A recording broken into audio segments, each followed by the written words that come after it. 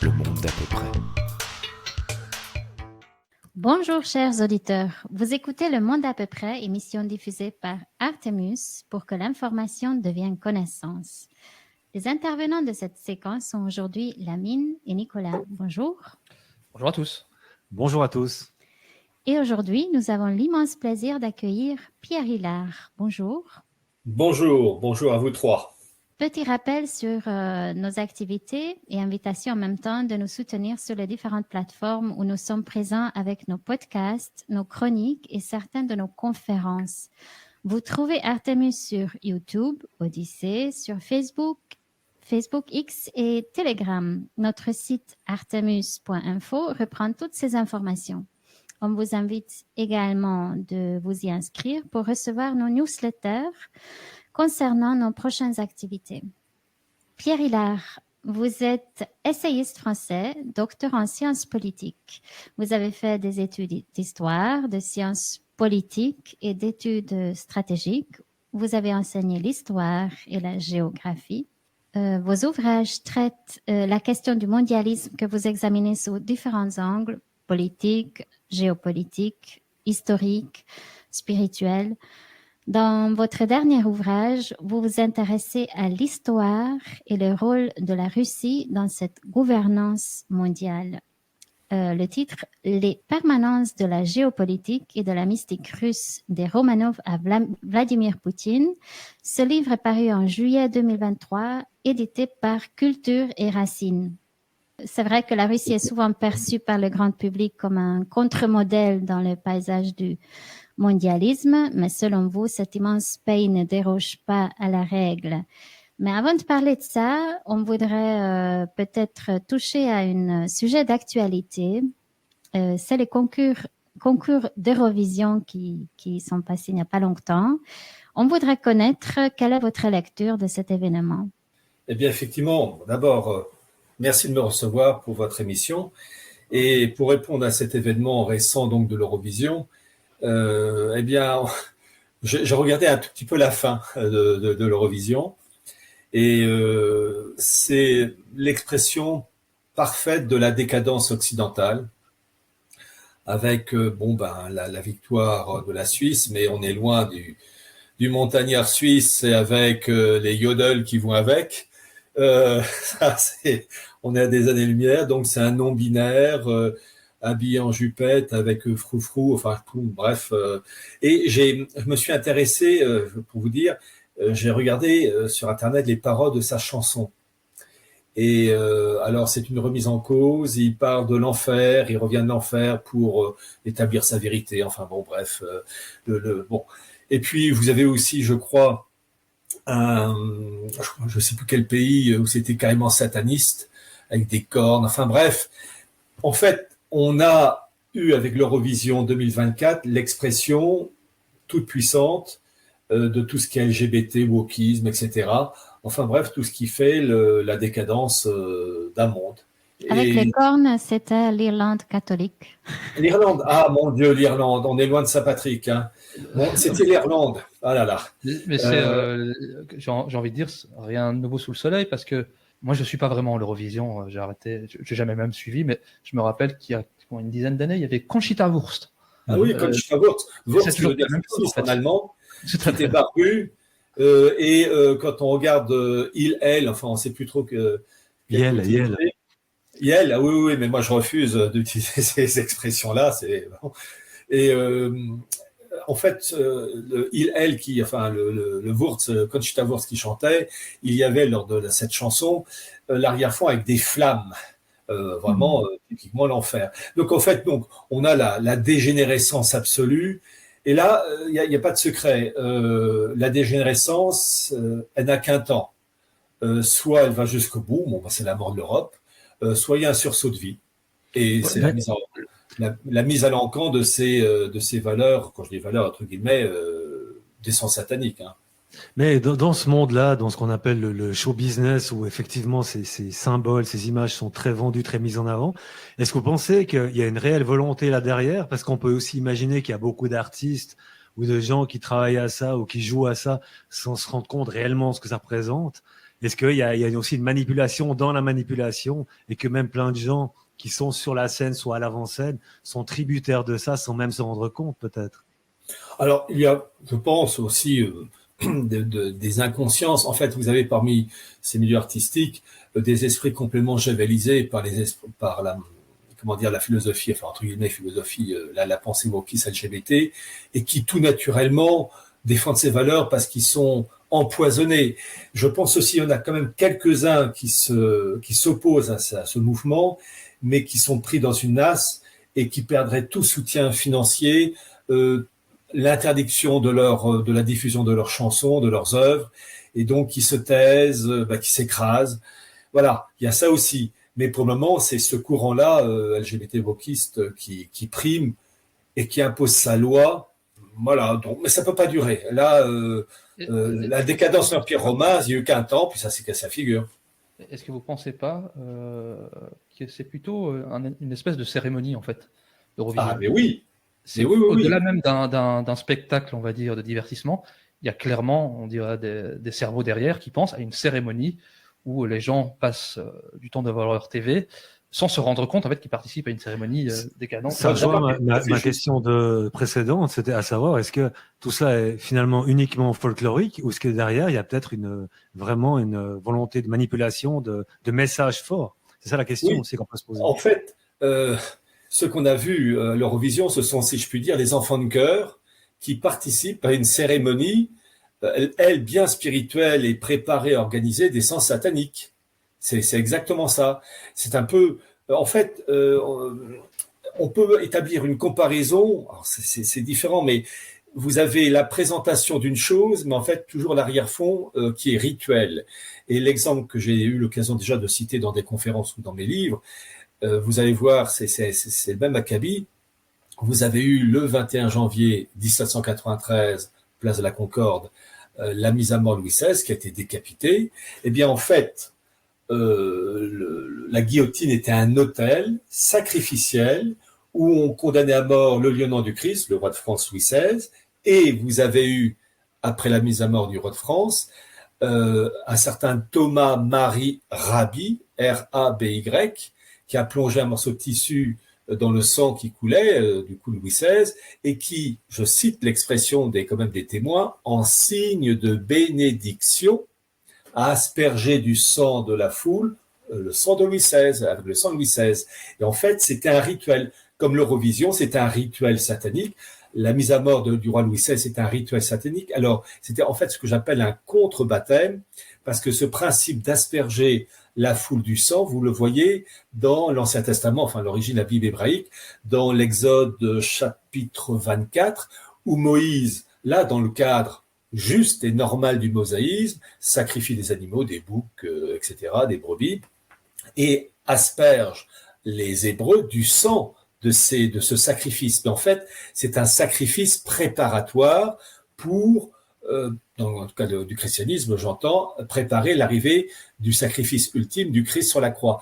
Eh bien, ce qu'on a vu pour le meurtre et le rituel du roi Louis XVI, où l'échafaud était un autel sacrificiel, eh bien, la version télévision, version cathodique, nous avons eu un rituel satanique de présentation, de diffusion d'idées profondément malsaines via de pauvres malheureux et à l'esprit empoisonné qui chantent, et qui présente une chanson en plus complètement, enfin des chansons nulles, d'un point de vue même mélodique, on n'a pas ça en tête.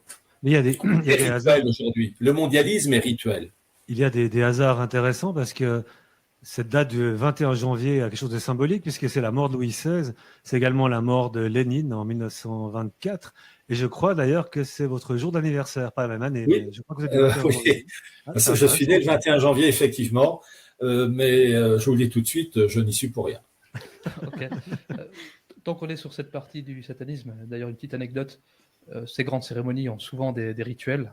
Je rappelle à nos auditeurs, ou même de regarder ce qui s'est passé, je pense que c'était la cérémonie des Oscars, où on voit carrément les flammes aussi surgir, et pour couronner le tout, c'est sponsorisé par Pfizer. Donc on a oui, ça va. synthèse. Et pour compléter vos propos, il y a quelques années de ça, vous avez eu le tunnel du Saint-Gothard, donc qui a été inauguré avec entre autres Angela Merkel. Et quand on voit la cérémonie, mais c'est une cérémonie, c'est un rituel satanique. Enfin, on a envie de dire, on est loin, vous savez, des danses paysannes folkloriques avec des chants du propre à la culture suisse. Non, là, Saint-Gothard était une expression du satanisme pour inaugurer un tunnel. Tout à fait, on trouve d'ailleurs cette séquence facilement sur YouTube, Oui. et on ne peut que conseiller aux gens d'aller la visionner parce que Regardez. c'est complètement surréaliste, c'est Oui, complètement étrange, ça même si on n'y connaît rien, c'est très particulier à regarder. c'est profondément malsain. Et en parlant de satanisme, justement, on va rentrer dans le vif du sujet de votre dernier ouvrage, où certains pensent que justement la Russie, à travers l'orthodoxie et notamment Vladimir Poutine comme chef de cette Russie, combat justement ce satanisme. Et c'est vrai qu'il a pris des positions assez courageuses en disant que l'Occident était décadent et qu'il fallait revenir à un Occident traditionnel. C'est ce que lui essaie de faire, notamment en Russie. La protection de la famille. Voilà, la etc. protection de la famille, toutes ces valeurs que n'importe quel religieux avec lesquelles n'importe quel religieux serait d'accord. Mais justement, vous ne voyez pas ça du même œil. Donc, est-ce que vous pouvez brièvement nous expliquer qu'est-ce que vous reprochez à la politique de Vladimir Poutine et des orthodoxes?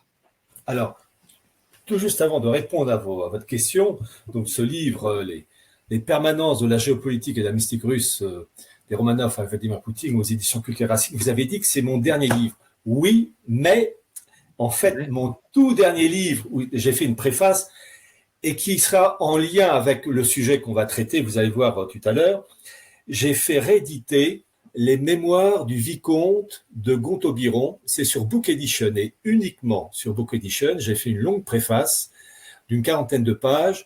Le vicomte de Gontaubiron a été le premier ambassadeur de France après la défaite de 1870 de Napoléon III à Sedan. Et il a été le premier ambassadeur de France à Berlin de 1872 à 1877. Et il est confronté à Bismarck. Et on a une photo extraordinaire, je dis bien extraordinaire, du mondialisme de l'époque, parce que le mondialisme, c'est une histoire ancienne qui arrive par étapes. Et ce vicomte de Gontaubiron dénonce ce mondialisme dans ses mémoires, et malheureusement, ses propos n'ont pas été entendus. Voilà. Alors maintenant, pour la Russie, notre époque 2024. En fait, alors, d'abord, partir du général avant d'aller au particulier. Une chose que j'ai constatée quand j'ai écrit ce livre sur la Russie, les permanences de la géopolitique, la mystique russe, c'est que le fond de l'histoire russe, que ça soit la première dynastie, les Riorikides, donc c'est une dynastie qui règne russe de Kiev, la Russie du début, si je puis dire, suite au baptême de Vladimir en 988 jusqu'au XVIe siècle, puis ensuite vous avez la dynastie des Romanov, à partir de 1713 avec Michel Ier, ensuite le régime bolchevique 1917-1991, et ensuite notre époque, Helsinki et Poutine. Une chose qui m'a frappé sur l'histoire longue de la Russie, c'est la présence permanente d'une mystique liée, outre au fond religieux russe, qui est l'orthodoxie depuis le baptême de Vladimir en 988, c'est l'alliance avec l'ésotérisme et le milieu juif, en permanence. D'ailleurs, si j'ai mis comme titre les permanences, c'est pour montrer qu'il n'y a pas de rupture. Ça reste actuel en 2024, c'est toujours d'actualité pour vous. Voilà. Alors, pour comprendre Poutine, je suis obligé, vous savez, quand on voit un fait, il faut toujours remonter un peu aux racines, sans faire 3 heures blabla, hein, rassurez-vous, mais je suis obligé quand même, avant de citer Poutine et Helsinki même, d'évoquer un peu l'arrière-fond de la boutique et montrer indirectement qu'il n'y a pas de rupture. C'est qu'en fait, vous avez eu au sein des élites russes, 12e, 13e, 15e siècle, etc., en tout cas avec déjà la première dynastie, des liens avec la Kabbale. La Kabbale, c'est l'interprétation ésotérique du judaïsme, qui consiste à condamner la Sainte Trinité, la divinité du Christ, et à rejeter le sacerdoce. Et cette chose explose littéralement en Russie, fin 15e siècle, avec ce qu'on appelait l'hérésie des judaïsants. Je vais vous dire, celui qui a raconté ça la première fois, en tout cas, comment j'ai appris cela, c'est en lisant l'ouvrage d'Alexandre Solzhenitsyn, 2 siècles ensemble, en 2 tomes, où il raconte cette histoire des relations entre Russes et Juifs. Et donc on a, fin 15e siècle, la mainmise des élites russes, donc les dirigeants, monarques, et puis la noblesse, et le clergé orthodoxe, enfin les hauts dirigeants, d'une hérésie judaïsante qui consiste à faire disparaître la Sainte Trinité. Les dirigeants orthodoxes vont prendre des prénoms de l'Ancien Testament pour s'appeler Abraham, l'épouse du pope de l'époque prend le prénom de Rachel, enfin bref, une judaïsation complète. Et c'est un archevêque qui s'appelait Gennadius, fin 15e siècle, qui va bloquer cette judaïsation pour revenir à l'orthodoxie classique. Donc, vous voyez, il y a déjà une marque.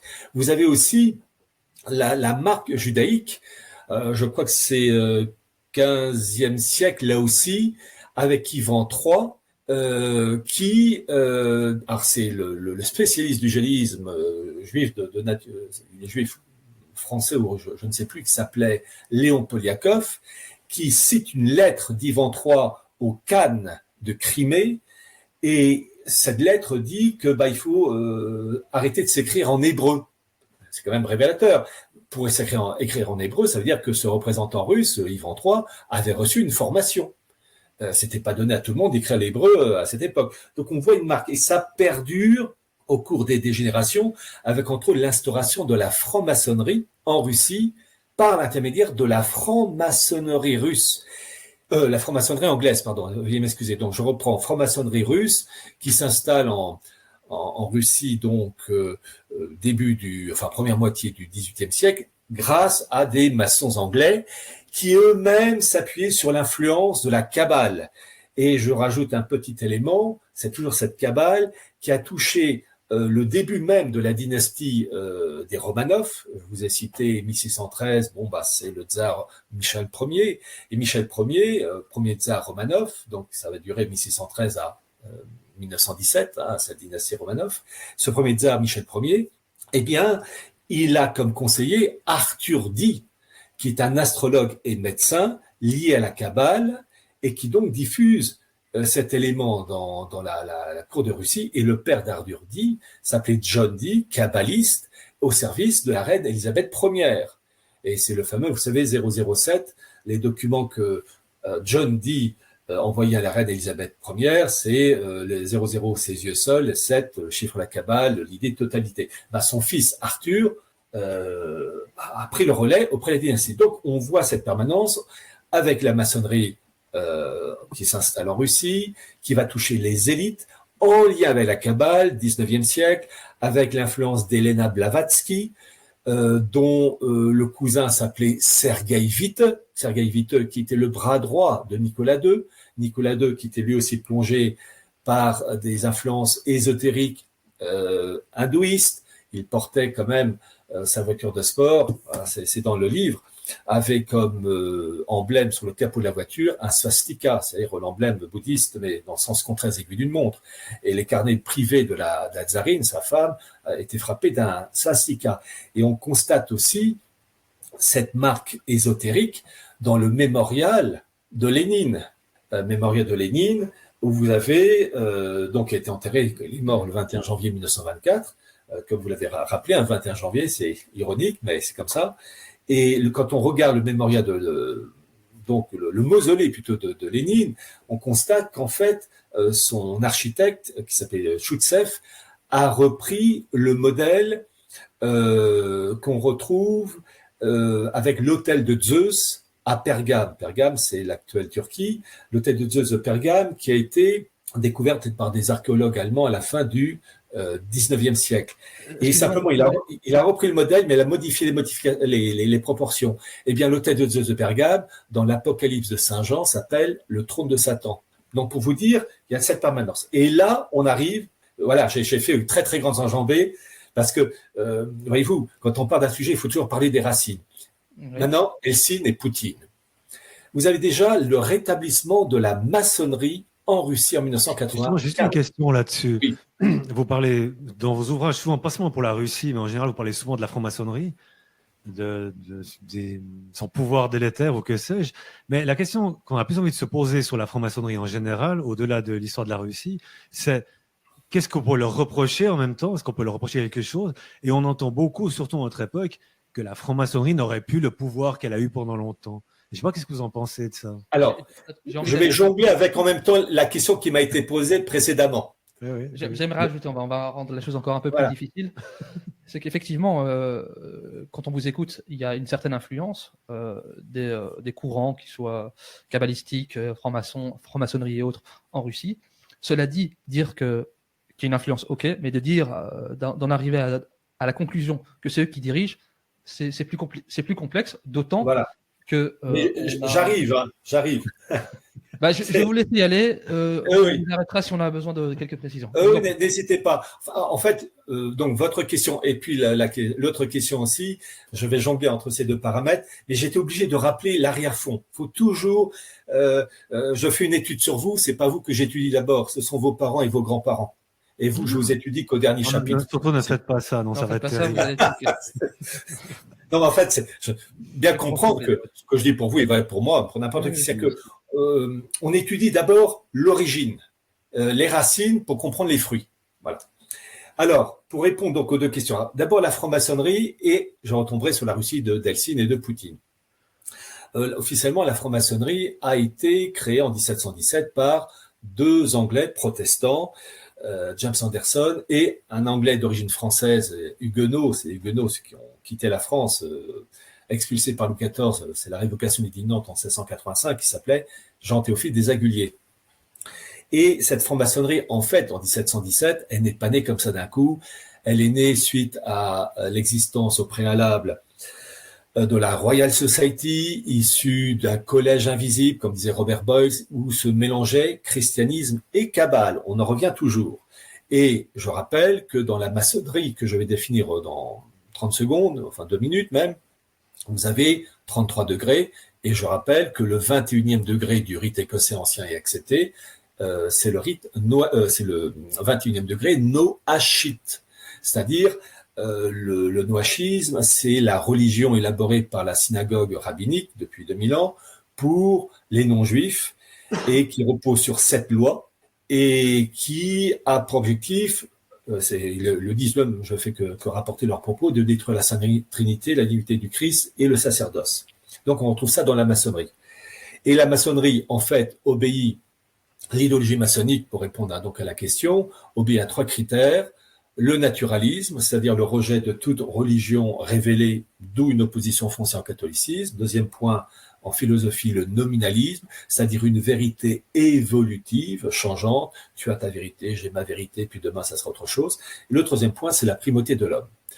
Donc, en fait, la maçonnerie est ce qu'on appelle déiste, c'est-à-dire elle fait référence à une spiritualité, mais sans s'appuyer sur une religion particulière, si ce n'est le noachisme en lien avec le Talmud, la Kabbale. Bon. Et là, on arrive à l'époque d'Eltsine et de Poutine. Et là, vous avez eu le rétablissement de la maçonnerie en 1995 sous l'ère Eltsine. Et cette maçonnerie russe se porte très bien actuellement sous l'ère Poutine, il n'y a aucun problème. Et dans mon livre Les Permanents, j'ai entre autres présenté la photo du patron de la maçonnerie anglaise de l'époque, le duc de Kent, qui est toujours, mais elle est morte, qui était le cousin d'Élisabeth II, donc pour vous montrer le niveau, qui en 2017 a fêté le tricentenaire de la création de la maçonnerie, 1717-2017. Et l'invité d'honneur de cette grande fête, de ce tricentenaire, c'était le patron de la maçonnerie russe, Bogdanov, André, je crois, son prénom, André Bogdanov. Et donc, cette maçonnerie russe prospère sans problème sous l'ère Eltsine, puis ensuite sous l'ère Poutine. Oui, alors, de là à dire qu'elle a de l'influence, il y a un monde, parce que il est tout à fait possible qu'il y ait une maçonnerie en Russie, ça, on ne va pas vous le nier, mais comment expliquez-vous alors qu'elle a une réelle influence sur les décisions prises par Poutine?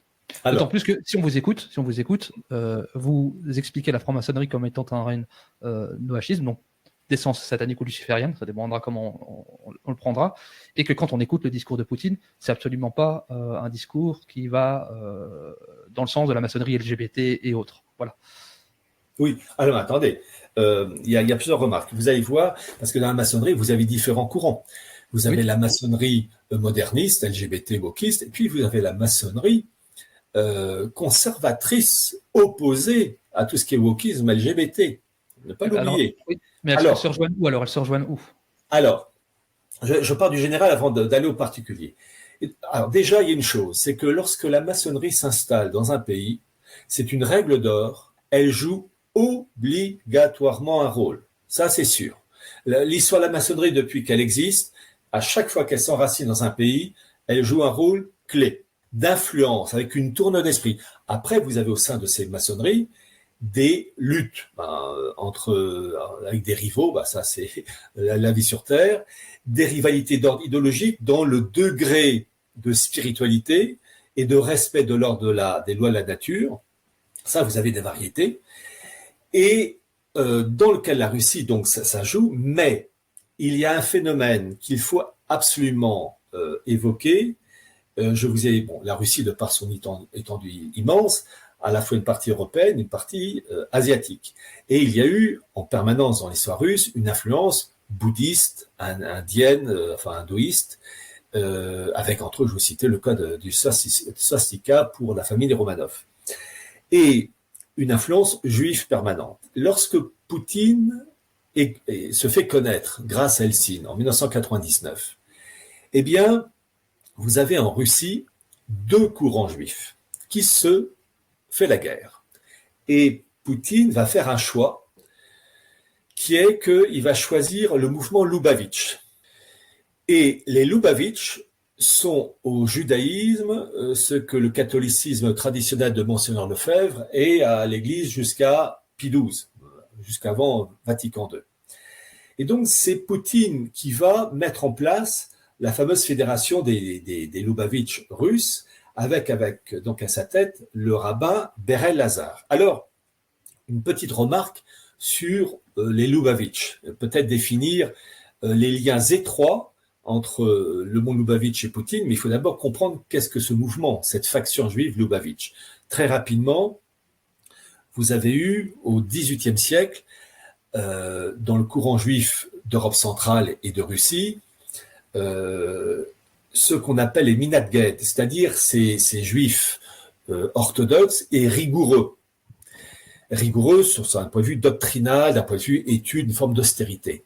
Et vous avez eu un grand rabbin de l'époque qui s'appelait le rabbin Baal Shem Tov, qui va lancer le hassidisme. Le hassidisme, ça exprime tout ce qui est idée de piété, intégrité, qui dit que là, il faut plutôt agir sur le cœur, l'émotion, la joie, la danse, le chant, des liens étroits avec la nature pour y retrouver Dieu, ce qui n'empêche pas l'étude.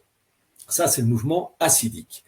Et ce Baal Shem Tov aura il aura des disciples, dont deux principaux, Metzerich et comment il s'appelait l'autre, quand j'ai un petit doute sur son nom, Cohen, voilà.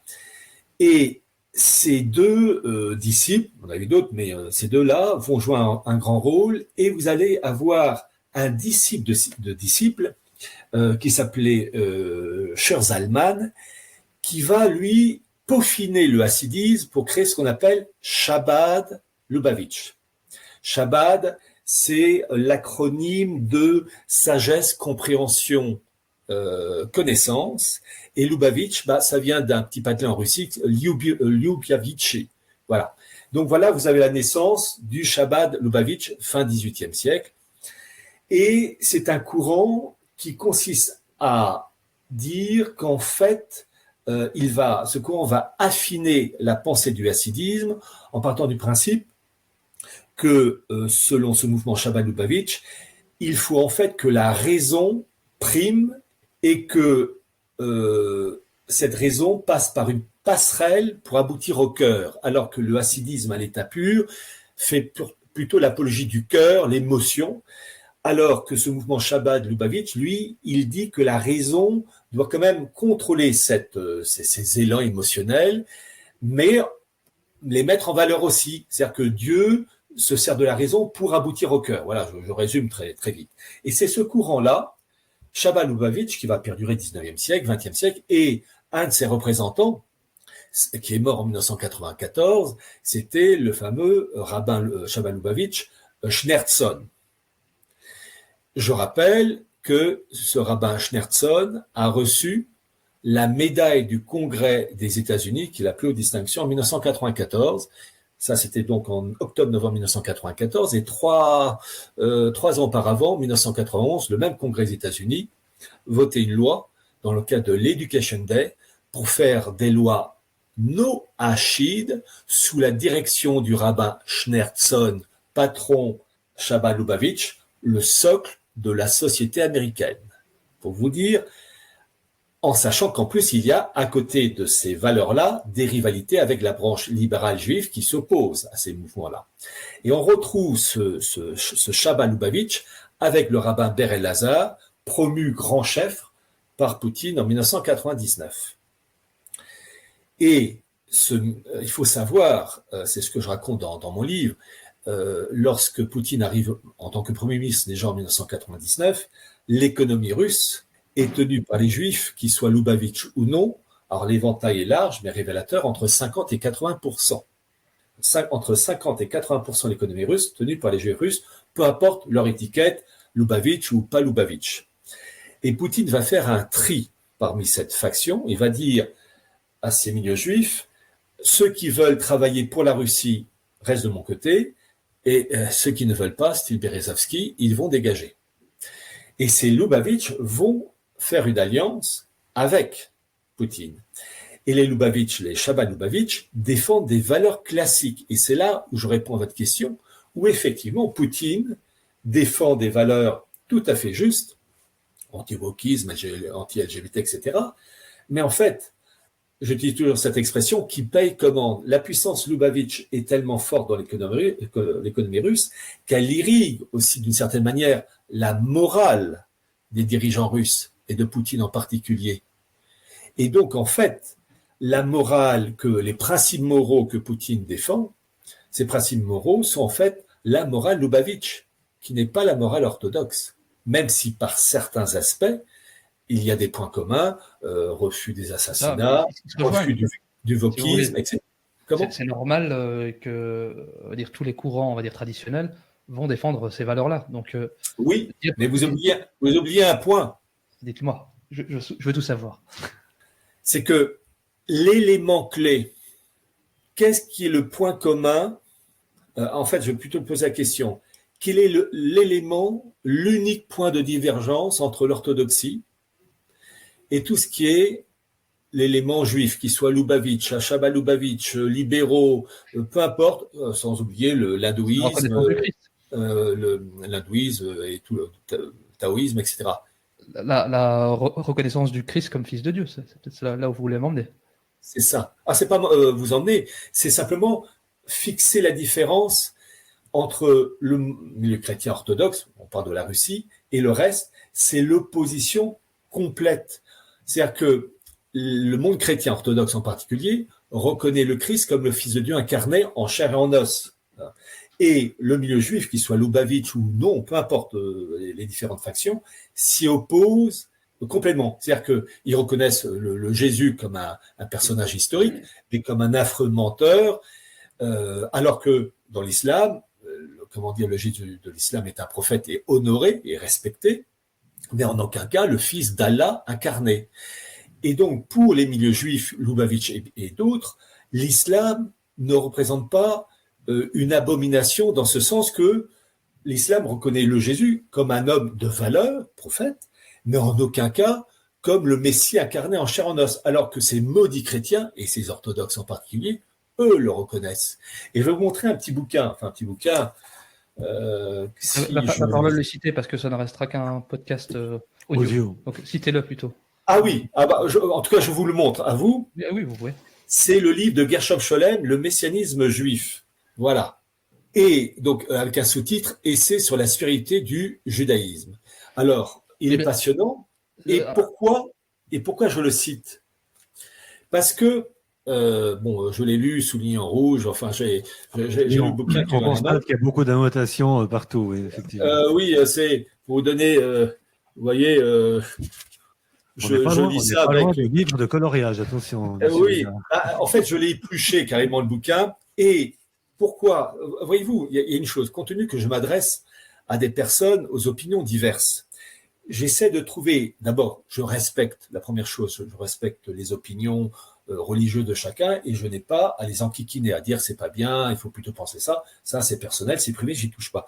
La seule chose que je cherche à faire, c'est de montrer les caractéristiques de chacune des branches religieuses ou philosophiques, de montrer soit les points communs, soit les divergences. Et c'est à l'auditeur d'aimer telle version et de détester telle autre. Voilà, je m'arrête là.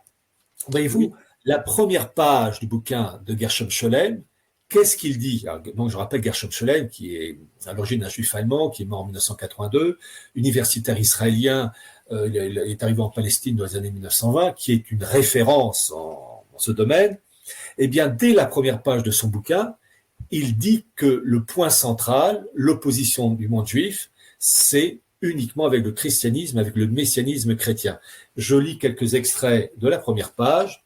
L'étude des problèmes qui concernent le messianisme est une question délicate, car c'est là le point essentiel de divergence entre le judaïsme et le christianisme depuis l'origine et jusqu'à maintenant. Donc il ne dit pas entre le judaïsme et le bouddhisme, entre le judaïsme et le shintoïsme, entre le judaïsme et l'islam, entre le judaïsme et le christianisme. Première page, et il continue. Et les mots, vous allez voir, ont une signification.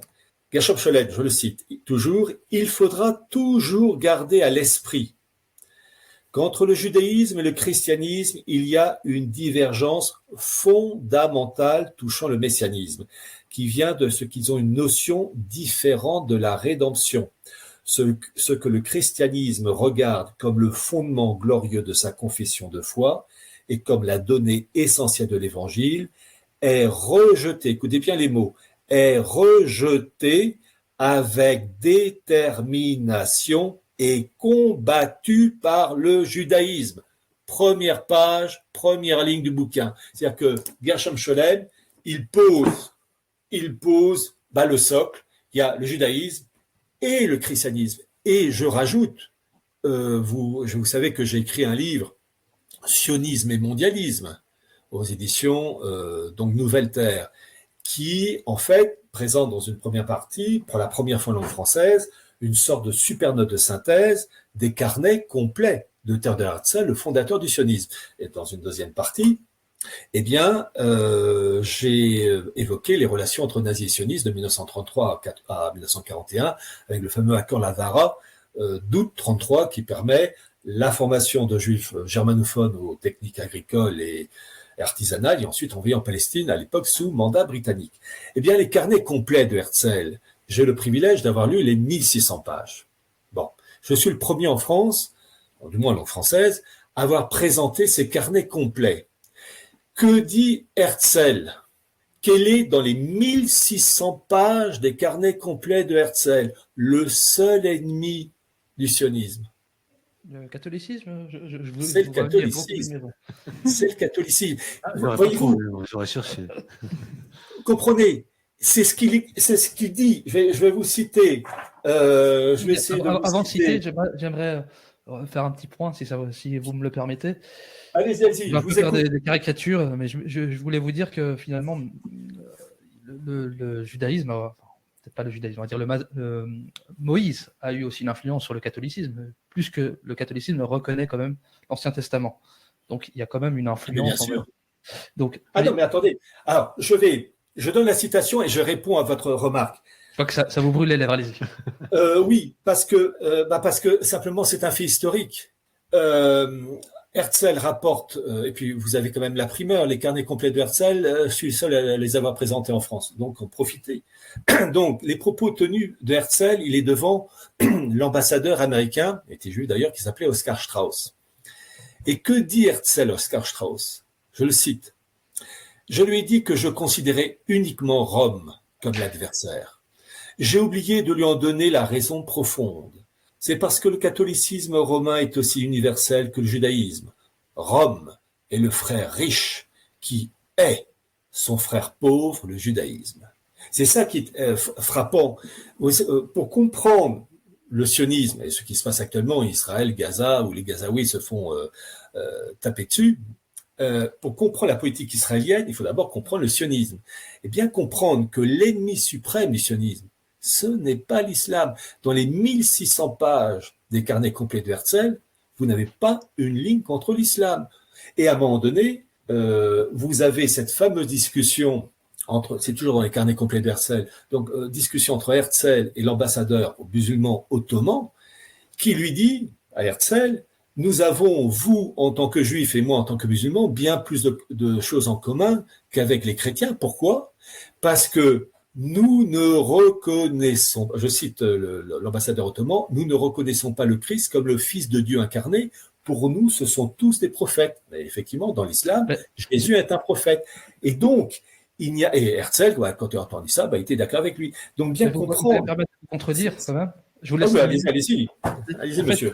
Quand vous dites qu'effectivement, le seul souci pour le sionisme serait le catholicisme, j'ai envie de vous dire que c'est pas aussi simple que ça, dans le sens où aujourd'hui, je ne sais pas ce qui reste du catholicisme, mais aujourd'hui, enfin, ce qu'il en reste en tout cas, c'est Vatican II qui ne pose aucun problème pour ce qui se passe à Gaza. Voilà, il n'y a aucun problème au niveau ce que représente aujourd'hui le catholicisme comme défense, on va dire, du catholicisme et même de l'État sioniste. Il y a plus grand-chose. Par contre, là où je vais venir en faux, c'est qu'il y a quand même eu une influence, une infiltration juive à travers Sabbatai Tzvi pour modifier les comportements de l'islam sous l'Empire ottoman. Et aujourd'hui, si on regarde, si vous voulez, les pays qui ont une influence ou qui ont au moins les leviers économiques et politiques sur la scène internationale, on a l'Arabie Saoudite. L'Arabie Saoudite, ce sont on pourrait les comparer à des sabbatéistes, c'est la même chose. Le Qatar et autres.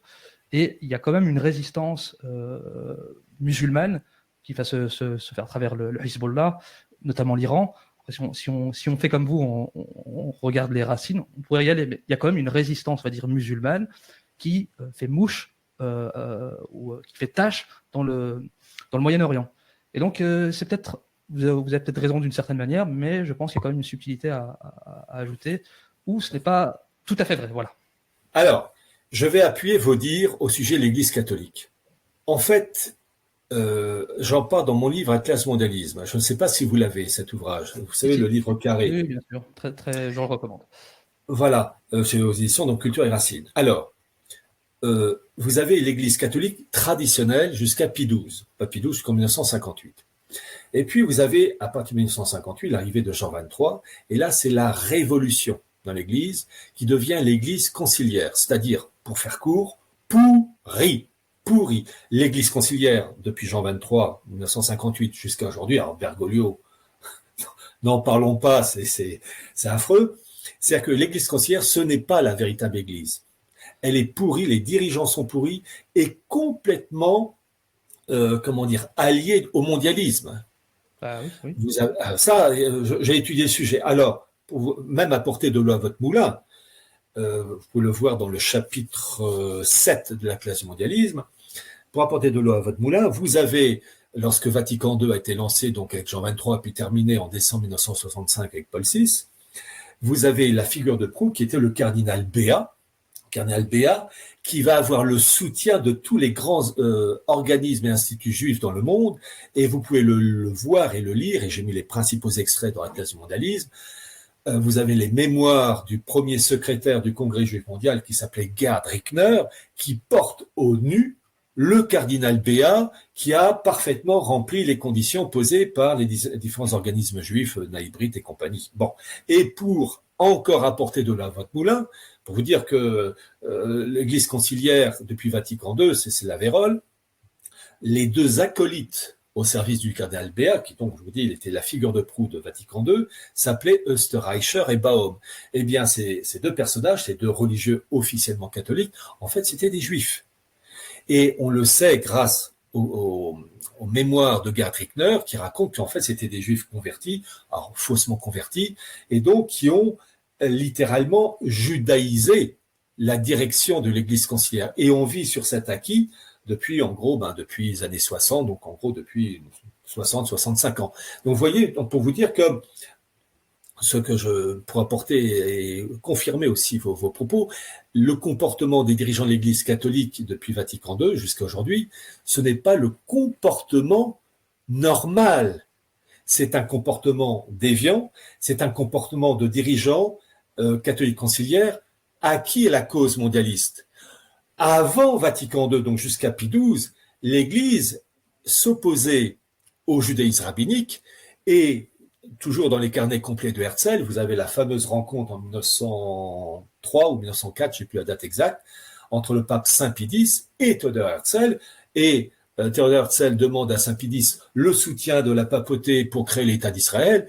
Eh bien, Saint Pie X, poliment mais fermement, l'envoie aux fleurs. En gros, il va te faire voir. Il n'a pas dit ça, évidemment. Hein. En fait, il a dit non possumus, nous ne pouvons pas. Voilà. Donc, pour vous dire que c'est ça que les auditeurs doivent bien comprendre. Les représentants de l'Église conciliaire depuis Vatican II, c'est la vérole, et la vérole acquise à tous les mouvements mondialistes. Et j'ajoute un petit élément, je ne sais pas si vous le savez, pour le vérifier. D'ailleurs, j'ai mis ça dans mon livre des origines. Enfin, même si c'est audio, au moins vous le verrez. Vous avez Place Saint-Pierre, en 2019, une très grande barque en fonte qui a été mise en place, ça fait plusieurs mètres de long, et avec une foule de personnes, et cette barque de fonte représente l'église, la barque de Saint-Pierre. Mais la barque de Saint-Pierre, inaugurée par Bergoglio, eh bien, elle est dirigée par un rabbin, avec les papillotes. Et oui, ça montre la substitution en cours, c'est-à-dire qu'en fait, quand je dis une judaïsation de l'Église conciliaire, elle va même dans la décoration, dans cette statue, voilà. Donc pour vous dire, bon, alors concernant aussi votre autre remarque sur le monde musulman, vous avez cité Sabbat Taisfi. Donc je vous rappelle, 1626-1678. Il a créé un émoi considérable parmi les populations juives. Il s'est présenté comme le Messie, etc., etc. Et en particulier, il voulait abroger certaines caractéristiques de la Torah, la loi, et passer de ce qu'on appelle la Torah de Beria à la Torah Hatzilut. La Torah Hatzilut, c'est tout ce qui a trait à la compréhension de la loi, de la Torah, de l'ère messianique, alors que celle de Beria, c'est encore celle qui recèle des mystères. Et puis, comment il s'appelle, Sabbat Taisfi, du fait de la pagaille qui crée au sein du monde ottoman, eh bien, les dirigeants ottomans le mettent au pied du mur, soit tu te calmes, mon gars, tu te convertis à l'islam, soit on te tue. Et il se convertit faussement à l'islam, lui et plusieurs centaines de ses disciples, pour donner ce qu'on appelait les dogmés, c'est-à-dire littéralement les apostats. Et pour la petite histoire, j'en reviens au livre Sionisme et mondialisme dans les carnets complets de Herzl. Herzl est en contact direct avec les descendants de ces dogmés qu'on appelle les jeunes Turcs, qui ont été créés le 14 juillet 1889, exactement 100 ans après la Révolution, et ils constituent une branche hérétique, c'est-à-dire de ces juifs faussement convertis à l'islam. Mais pourquoi ils ont pu se convertir si facilement et s'infiltrer si haut? Parce que le monde rabbinique ne reconnaît qu'un seul Dieu, comme les musulmans. Ils rejettent la Sainte Trinité, comme les musulmans. Et ils ne reconnaissent pas Jésus comme le Fils de Dieu incarné, comme les musulmans. Donc c'était relativement facile pour eux de s'infiltrer, plus dur dans le monde catholique, où là, il fallait vraiment jouer d'une duplicité. Après, je vais m'inscrire en faux avec vous parce que c'est un peu plus complexe que ça. Alors, vous dites que effectivement, dans le dogme des musulmans, la Trinité n'est pas acceptée. Cela dit, dans l'ésotérisme musulman, c'est pas forcément le cas. Donc, quand vous prenez les soufismes, il y a une reconnaissance de la Trinité, même s'il n'est jamais réellement exprimé. Donc, c'est un peu plus complexe que ça. Et je pense que ça s'inscrit aussi. Il faut bien comprendre l'histoire. Enfin, il faut bien comprendre les religions à travers l'histoire. Et que l'islam arrive à un point où ils estiment que le catholicisme, la chrétienté a dégénéré, dans le sens où les gens n'arrivent plus à comprendre ce qu'est la Trinité, et ne la prennent pas comment dirais-je, en un seul morceau, parce qu'une Trinité, c'est un tout. C'est pas je prends le Fils, le Saint-Esprit ou le Père, c'est le tout, et le tout est cohérent.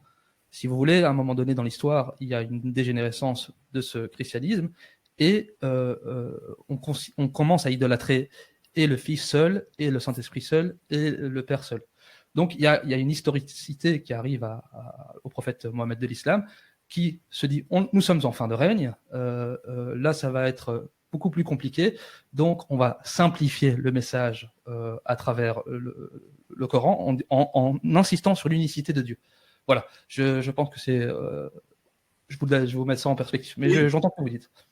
Alors, il y a une chose, que ce soit pour vous ou bien les auditeurs, c'est que je ne suis pas là pour dire ça c'est bien, ça c'est mal. J'essaye, je vous dis, je respecte les convictions, ça j'y touche pas, c'est privé.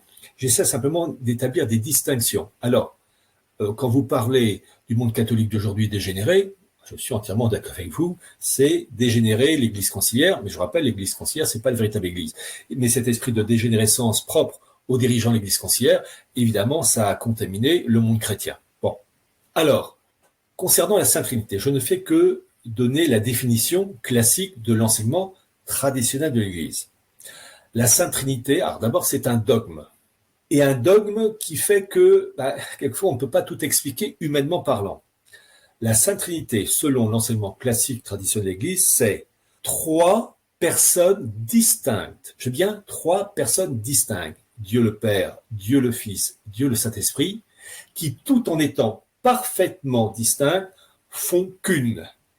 Donc, en fait, ce n'est pas un polythéisme. C'est le reproche que font d'ailleurs les musulmans quand ils parlent de l'associationnisme. Mais dans le monde chrétien, enfin catholique traditionnel, il y a ce mystère, ce dogme qui est humainement impossible à expliquer, mais on doit, si on est catholique... C'est là où c'est intéressant. Je vais quand même vous couper. Oui, allez-y. Effectivement, c'est un mystère. C'est un mystère.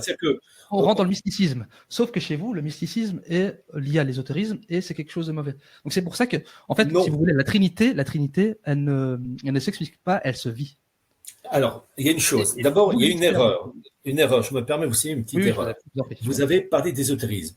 L'ésotérisme, par définition, c'est réservé à une minorité. Un côté secret, réservé. L'Église catholique, là, je ne fais que reprendre, là, pour le moment, je ne fais que présenter, je veux dire, le mode d'emploi. Oui, dans le christianisme, dans le catholicisme, pour être plus précis, le christianisme est venu pour tout le monde, l'humanité entière, peu importe sa couleur de peau, premièrement, et tout ce qui a été révélé non pas de 1% à 95% ou à 90%, tout a été révélé de 1 à 100%, enfin à 100%, de manière intégrale, et il n'y a pas de partie cachée réservée à une minorité. Et je fais que donner le mode d'emploi et le dépôt de la foi catholique est clos, définitivement clos, avec l'apôtre Saint Jean, le disciple que Jésus aimait, qui est mort en 100 ou en 101. C'est-à-dire que depuis, on ne peut plus rien enlever, rien rajouter, mais il n'y a pas de partie cachée. Non, mais tout a été mis en lumière. Dans les évangiles, on lit aussi beaucoup d'appelés et peu d'élus. C'est-à-dire qu'effectivement... oui, mais non, mais là, ce que vous dites là, c'est une formule suite au comportement de la vie terrestre, c'est-à-dire que si on tue, si on viole, on ne sera pas vraiment élu. C'est-à-dire que, en fait, c'est notre comportement dans la vie de tous les jours, de bien en fonction de la morale et des principes aussi, principes catholiques, tous ces principes qui font que si on a une vie droite, avec attention, des moments de faiblesse, parce que l'être humain parfait, ça n'existe pas. Où il y en a peut-être un tous les 100 millions. Enfin bon, bref, c'est pas modèle courant. Oui, votre collègue à droite. Mais je veux dire par là que, à condition d'avoir une vie morale droite, de faire de son mieux, eh bien, on sera élu. Celui qui, évidemment, tue, viole, mène une vie dissolue, il sera pas élu. C'est-à-dire, en fait, condamné à l'enfer. Voilà, pour faire court. Oui, mais je sais que pour vous, dans votre bouche, l'ésotérisme est un vilain mot. Mais alors, j'ai une question à vous poser. Quand on prend la tradition catholique, il y a quand même ce qu'on appelle l'angéologie. Que penser de l'angéologie?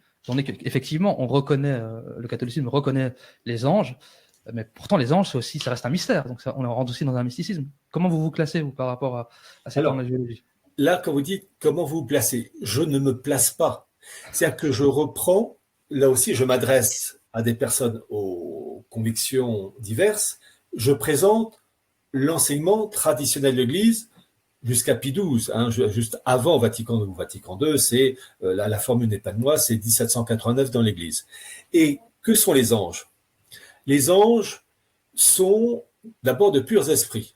Purs esprits. Deuxièmement, et votre remarque va me permettre de rebondir sur un élément clé. Non, premièrement, de purs esprits. Et deuxièmement, il y a une hiérarchie angélique. Et lorsque les anges ont été créés par Dieu, toujours selon le programme catholique, je ne dis pas que c'est bien, c'est mal, je fais que vraiment lire le mode d'emploi, il y a eu une chose qui a été annoncée que, suite au péché des hommes, ce qu'on appelle péché originel, Adam et Ève, il y aurait le devoir de Dieu de s'incarner en chair et en os pour récupérer la faute, l'expier, pour permettre ensuite aux hommes et aux femmes d'être élus, c'est-à-dire de gagner leur ciel à condition d'avoir une vie morale terrestre correcte. Et vous avez eu, toujours selon le mode d'emploi catholique, je fais que vraiment restituer le truc, une rébellion d'une partie de ce monde angélique menée par le plus beau des anges, le plus élevé, qui s'appelait Lux Ferré, le porteur de lumière, qui refuse, lui, et j'allais dire ses acolytes, d'autres anges, mais lui en premier, parce que c'était le sommet, qui refuse que ce Dieu s'incarne en chair en os, c'est-à-dire quitte l'aspect spirituel et le pur esprit pour devenir un être de chair et de sang. Et une partie de cette rébellion angélique va être envoyée en enfer. Voilà. Et donc, vous avez ensuite les anges qui sont restés fidèles. Les anges les plus fidèles, les plus élevés, ce sont des archanges comme Raphaël ou Gabriel. Vous avez toute une hiérarchie. Après, on n'y croit pas, on n'y croit pas, c'est autre chose. Mais ce sont de purs esprits au service de Dieu et qui intercèdent entre Dieu et les hommes. On a, selon la doctrine catholique, chacun un ange qui est à notre service, à notre écoute, qu'on doit prier, qui peut, suite à nos prières, s'adresser à Dieu et transmettre à Dieu nos prières. C'est l'ange gardien, voilà. Et vous avez, je ne fais que rapporter, un prêtre du XXe siècle italien qui s'appelait le Padre Pio, qui est mort en 1968, qui était stigmatisé, c'est-à-dire il avait les plaies du Christ, les 5 plaies, il faut lire sa vie, qui est absolument dingue. Il voyait les anges et il discutait avec eux. Et les anges servaient d'intermédiaires entre donc le Padre Pio et d'autres personnes. C'est-à-dire qu'il y avait des humains sur n'importe quel endroit de la planète qui priaient leur ange gardien, et l'ange gardien allait voir le Padre Pio pour avoir une aide particulière, une prière. Enfin bref, les anges servaient d'intercesseurs. C'est assez incroyable. Je rappelle que le corps du Padre Pio, il est mort en 1968, est intact. Et alors, vous pourrez revenir justement, vous faites une dichotomie entre Vatican, ce qu'il a été, et ce qui est devenu avec le Concile. Par contre, moi, j'ai une petite... je vais faire l'avocat du diable un peu, je vais un peu vous taquiner. Allez-y. Si vous voulez, si on reprend ce que représente Vatican, c'est un peu une centralisation du pouvoir. Vous dites Vatican II ou Vatican Ier? Je ne parle pas de Vatican II, je parle de Vatican Ier. On est un peu dans... En 1870. Avant Vatican II. Donc, en fait, l'Église avant Vatican II. Voilà, c'est ça. D'accord. En elle-même, elle comportait les gènes du mondialisme et du globalisme, parce qu'elle centralisait le pouvoir. Et que par cette centralisation du pouvoir, elle était éminemment plus facile à corrompre, ce qui a permis d'arriver à Vatican II. Donc pour moi, est-ce que la solution ne serait pas ce pouvoir décentralisé que représente l'orthodoxie? Voilà, ça, c'est une première question, puis j'en aurai une deuxième. Je vais vous laisser répondre à celle-ci. Alors, je vous rappelle les propos du Christ à l'apôtre Saint-Pierre. « Tu es Pierre, et sur cette pierre, je bâtirai mon église. » Et Saint-Pierre a été martyrisé, alors on a dans les années 67-68, donc à l'époque de Néron, après Jésus-Christ évidemment, à l'époque de Néron. Et vous avez les restes de Saint-Pierre, ça s'était trouvé archéologiquement, sous le Vatican, sous la basilique Saint-Pierre. Je vais vous dire, j'ai eu il y a plusieurs années de ça la possibilité de visiter le sous-sol sous le Vatican. Alors il faut en fait, alors, je ne sais pas comment c'est aujourd'hui, mais à l'époque il fallait s'enregistrer plusieurs mois à l'avance parce qu'on ne peut y aller que par petits groupes. Et en fait, vous avez les restes de Saint-Pierre, quelques os, avec une inscription en grec. Alors, il y a eu vraiment une étude très intéressante. En grec, ici repose Pierre, une formule comme ça. Et d'ailleurs, il y a un jeu de mots que le Christ fait, tu es Pierre, et sur cette pierre, je bâtirai mon église. C'est Képhas, je crois, en araméen, qui a à la fois le prénom, mais aussi le minéral. Et c'est amusant de se dire que ce jeu de mots que le Christ fait en français, on peut pas le faire en anglais, hein, Peter Stone, on peut pas le faire en allemand, Peter Stein, en italien, etc. Et parce que la France est la suite de l'Israël du roi David, via l'incarnation. Donc en fait, il fallait une centralisation. Et l'élément révélateur, c'est que à l'époque antique, Rome, capitale d'un monde méditerranéen, c'était le monde païen. Et comme disait saint Paul, le dieu des païens, c'est le dieu des démons. Et comme par hasard, l'Église va s'implanter à Rome, qui est le cœur du monde païen de l'époque, la revanche. Et comme une entreprise, parce que on est sur Terre, il y a quand même une organisation purement humaine aussi, par certains aspects. L'Église, eh bien, vous avez un patron, le pape, vous avez les cadres supérieurs, les cardinaux, vous avez les ingénieurs, enfin les cadres moyens qui sont les évêques, puis vous avez les ouvriers qui sont les prêtres, et nous, le troupeau, parce que on est le troupeau avec le berger, etc., qui est représenté par le prêtre. Et en fait, donc, vous avez des strates. Et je vous invite à lire un livre qui est en 2 tomes, 2000 ans de complot contre l'Église, qui a été écrit dans les années 1960 par plusieurs experts. Et en fait, vous avez des tentatives systématiques de destruction de l'Église. Et vous avez eu une tentative au XIIe siècle, où vous avez un cardinal qui s'appelait le cardinal Pierre Léoni, qui en fait était un faux catholique. Il venait d'une famille juive italienne, faussement converti au catholicisme, et il avait trompé son monde en rentrant dans les ordres. Il était devenu prêtre, évêque, puis ensuite cardinal. Eh bien, ce cardinal Pierre Léoni, faussement catholique et faussement cardinal, est devenu pape sous le nom de Anaclet II.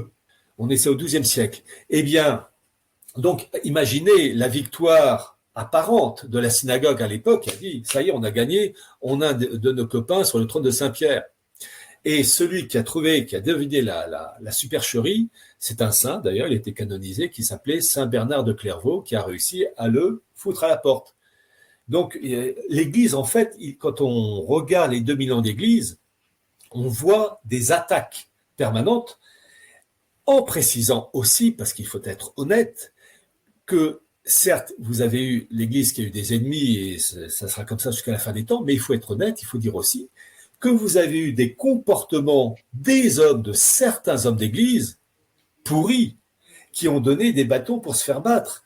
Quand Martin Luther, avec la fameuse, les 95 thèses de Martin Luther 1517, quand il s'est révolté, les hommes d'Église étaient très souvent décadents. Et ça a donné une prise à l'ennemi, si je puis dire, qui a dit, regardez ces hommes d'église pourris, ils n'étaient pas tous pourris, mais il y avait quand même un pourcentage de pourris, eh bien, le catholicisme est mauvais, hop, on va créer le protestantisme. Il faut dire aussi que Calvin était sous l'influence de juifs, ou d'influence juive, ça a aidé. Mais en fait, ce qui est frappant, c'est que les principes de l'Église ont perduré intacts jusqu'à Pie XII, jusqu'en 1958. Et là, vous avez eu cette fameuse révolution de Vatican II qui a temporairement, je dis bien temporairement, éclipsé la véritable Église. Je rappelle, et je terminerai par ce point-là, vous avez la fameuse apparition de la Sainte Vierge qui est reconnue par l'Église en 1846 à la Salette, où elle a cette phrase terrible, « Rome perdra la foi ». Elle dit pas l'Église perdra la foi, elle dit « Rome perdra la foi ». Et l'Église sera éclipsée. Et une éclipse, par définition, c'est temporaire, c'est-à-dire que c'est la présence d'un astre devant le soleil. C'est-à-dire que la véritable Église est temporairement cachée par une fausse Église qui est l'Église conciliaire. Voilà. On rappelle quand même et on souligne pour les gens qui ne l'auraient toujours pas compris, qui nous écoutent, que vous vous revendiquez, affichez et assumez comme catholique traditionnaliste. Hein, c'est bien ça. Oui, C'est oui. important de le souligner parce que tout le monde ne connaît pas les différences et tout. J'avais une question pour en revenir à la Russie qui est un peu une espèce de conclusion dans votre livre. C'était à savoir que vous faites le parallèle entre la Russie et la France et vous dites que ces deux pays sont appelés à renaître ensemble. Vous faites un parallèle entre la Russie de 1917 et la France de 1789. Et en fait, ça veut dire quoi? C'est une espèce de conclusion générale qui remettrait tout à niveau entre l'Est et l'Ouest. Ça peut être une prédiction d'avenir. Quelle est l'idée quand vous dites ça, un peu en conclusion de ce que vous avez dit sur la Russie ou sur l'état du monde en général? Alors, tout juste avant de répondre à votre question, je vais faire un petit ajout. Vous vous rappelez peut-être, j'ai fait une émission, il y a plusieurs mois de ça, Radio Courtoisie, avec Xavier Moreau, Oui, et sur la direction de Mike.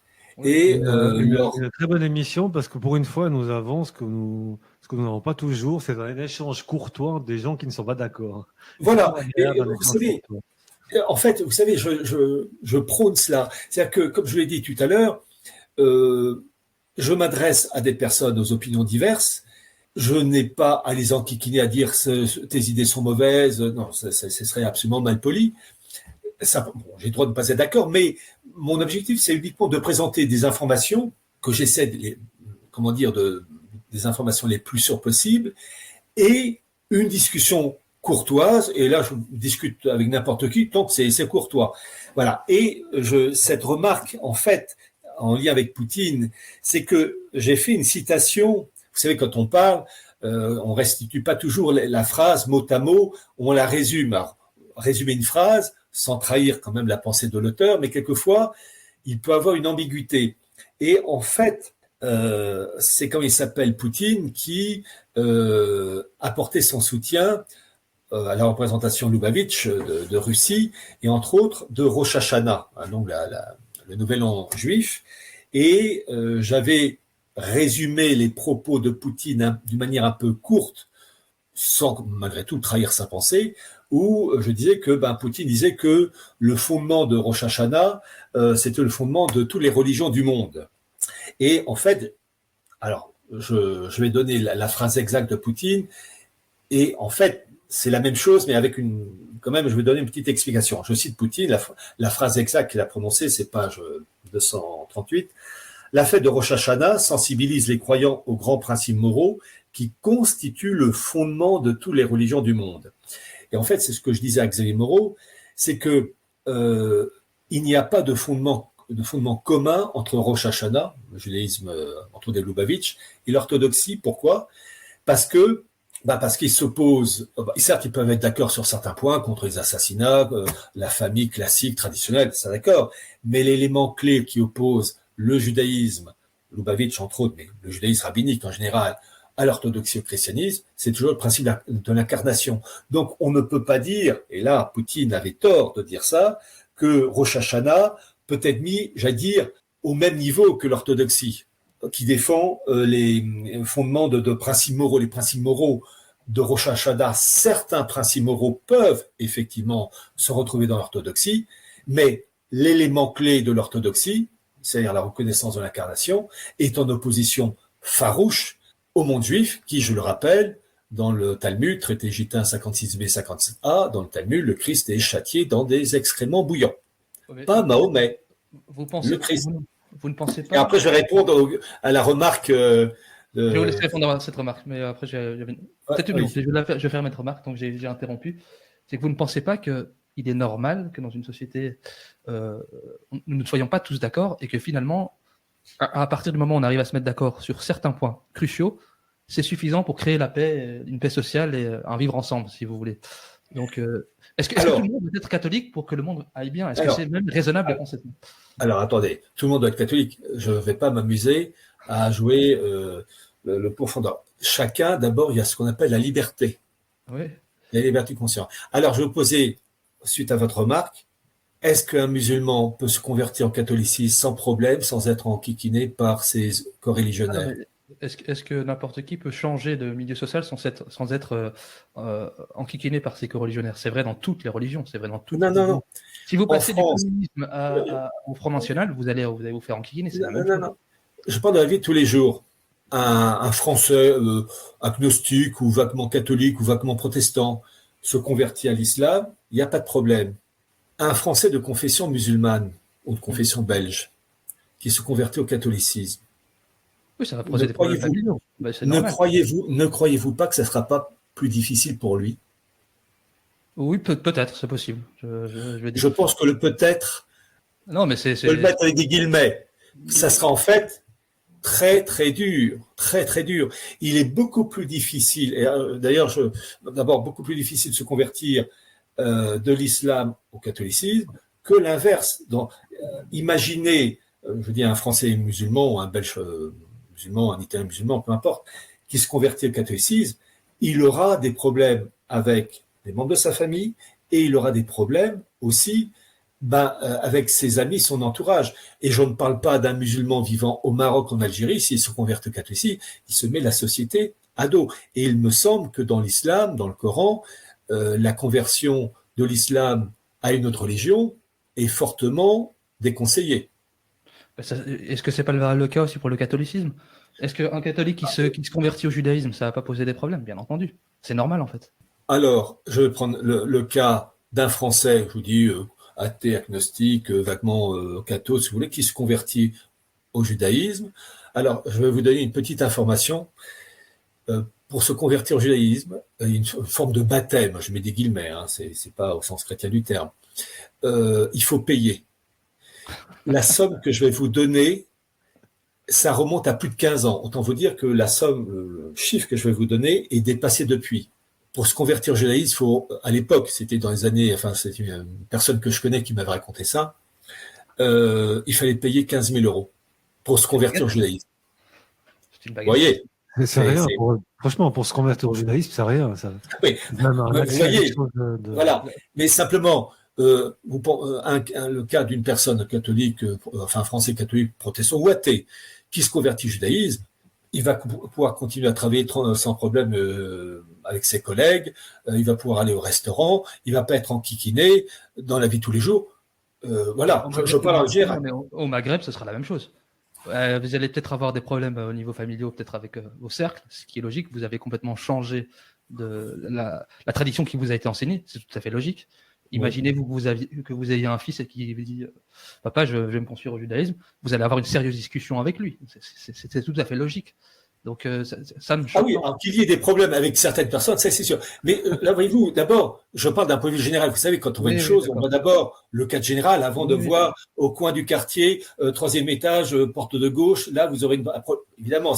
Mais d'un point de vue général, en France, un Français athée, agnostique, catho, se convertit à l'islam, il n'y aura rien, oui, d'accord. Mais il ne sera pas enquiquiné. L'inverse, en France, ça sera beaucoup plus dur. Oui, mais on est dans une société en France qui n'est plus très religieuse aussi. Ah oui, c'est complètement décrété. Mais comprenez, et puis j'ai le Coran, à titre personnel, j'ai le Coran, je ne sais plus où c'est, parce que je lis aussi le Coran pour être... voilà. Oui, il faut lire. L'arabe, c'est mieux. Ah oui, mais quand même, bon, on m'a offert le Coran et c'est un musulman qui m'a offert le Coran et je conserve précieusement ce livre. Et attention que ce ne soit pas une version wahhabisée. Voilà, c'est ça que je voulais dire. Ah non, non, c'est bon.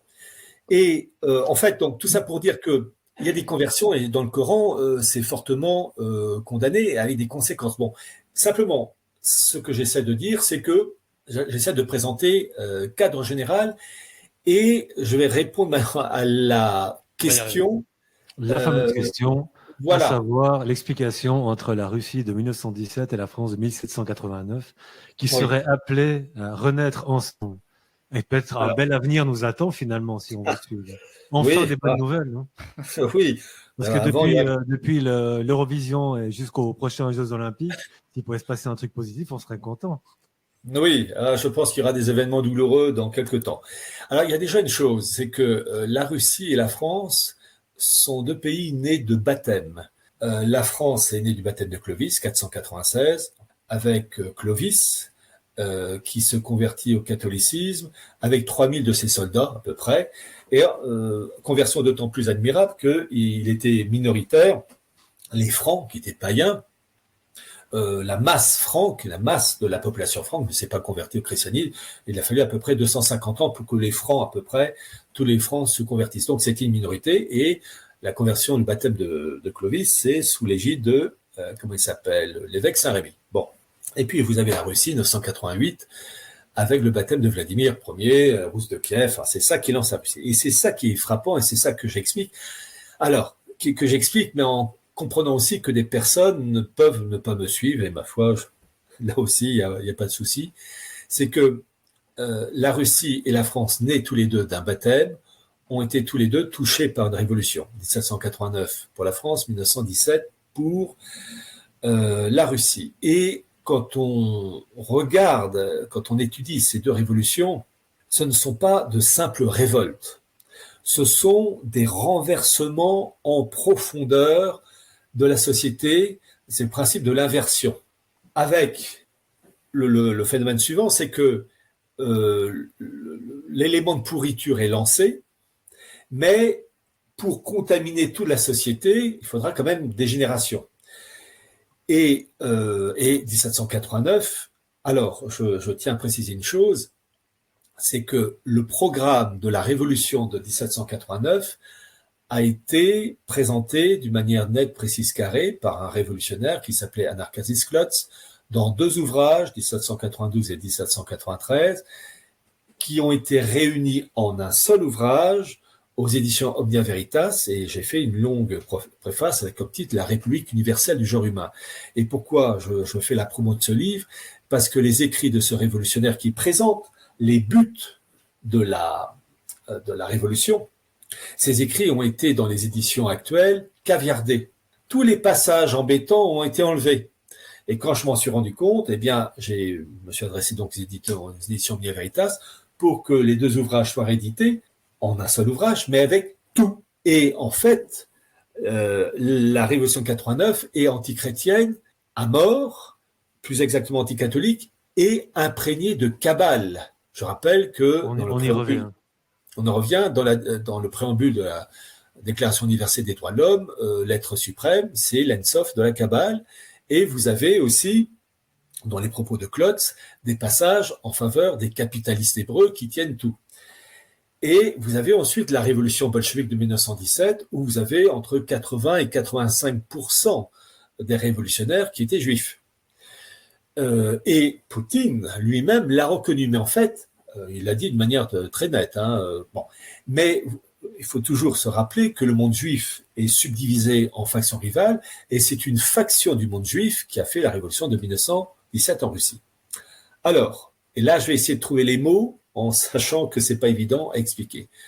Dans le cas de la France, vous avez eu 100 ans avant la Révolution, le 17 juin 1689, c'était sous le règne de Louis XIV. Alors, ce que je vais dire, c'est, on n'y croit, n'y croit pas, je ne fais que présenter la version catholique officielle. Vous avez eu l'apparition du Christ à une religieuse française qui s'appelait Sainte Marguerite Marie. Donc, apparition du 17 juin 1689, où il demande, en gros, il présente la situation, je résume, il dit en gros, la politique de Louis XIV va conduire à la ruine et contraire au catholicisme.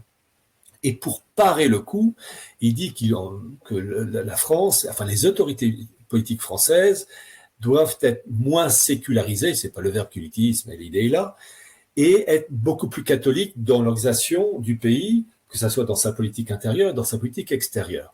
Et en gros, il dit qu'il faut que la France soit consacrée à son Sacré-Cœur par une cérémonie officielle faite par le roi de France et consécration qui doit toucher le roi, sa famille, la France.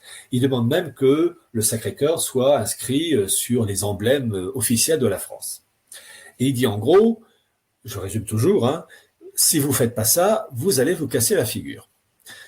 Est-ce que Louis XIV a été prévenu de cette demande? On ne sait pas trop. Peut-être que oui, peut-être que non. En revanche, les rois Louis XV et Louis XVI le savaient, mais ne l'ont pas fait. L'exception, c'est Louis XVI, quand il était au Temple, donc il était plus roi de France d'un point de vue actif, il était roi de France certes, mais prisonnier, qui avait dit que s'il retrouvait la liberté, il promettait de consacrer la France au Sacré-Cœur. La chose n'a pas été faite. puisqu'il a été décapité le 21 janvier 1793. Or, il y a un élément révélateur. Le Christ, quand il demande le 17 juin 1689 tout le programme, consécration, et il dit si vous faites pas ça, vous allez vous casser la figure, 100 ans plus tard, le 17 juin 1789, le tiers-État se déclare assemblée constituante. C'est-à-dire c'est l'autorité du peuple, en fait, de la bourgeoisie marchande, hein. C'est-à-dire c'est la rupture du baptême de Clovis.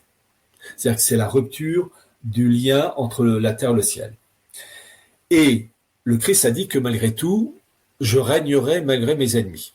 Et là, pour la Russie, vous avez eu la révolution bolchevique de 1917, qui est des sens sataniques, comme la révolution de 1789.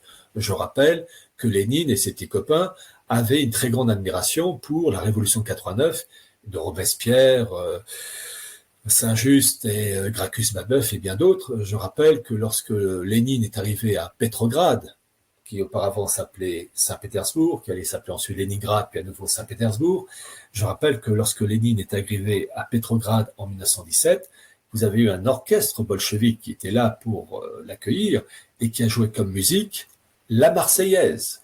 Et oui, l'hymne de la Révolution. Ils sont logiques, il y a une logique dans le mal.